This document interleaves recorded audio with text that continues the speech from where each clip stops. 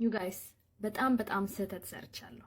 ኦኬ እና እሱን ላስተካክል ነው እዚህ እናንተ ጋር የመጣሁት። ተሳስቼ የሆነ ነገር ተናግሬያለሁ፣ ልክ አይደለሁም። እሱን ሪላይዝ አድርጌያለሁ። ሶ ይሄ I'm holding myself responsible and I'm gonna correct my አስተሳሰብ። ኦኬ ሶ አብራችሁኝ ከሆናችሁ ስሙኝ።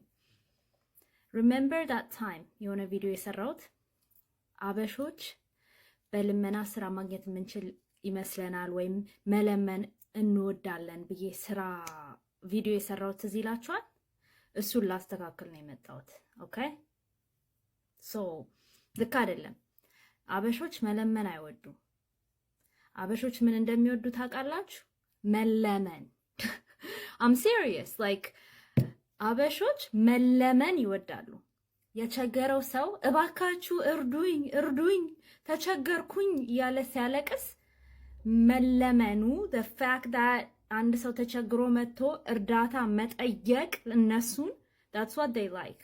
okay so the problem is not ስራ ስትፈልጉ ምናምን you know ኢትዮጵያ ውስጥ ከሆናችሁ ወይም ሀበሻ ኮሚኒቲ ውስጥ ከሆናችሁ the problem is not ሰዎች ስራ አፕላይ የሚያደርጉት ሰዎች ላይ አይደለም፣ ፓወር ላይ ያሉት ሰዎች ነው ችግሩ። ገባችሁ? እነሱን ካለመናችኋቸው ስራ ስለማይሰጧችሁ it's just part of our culture.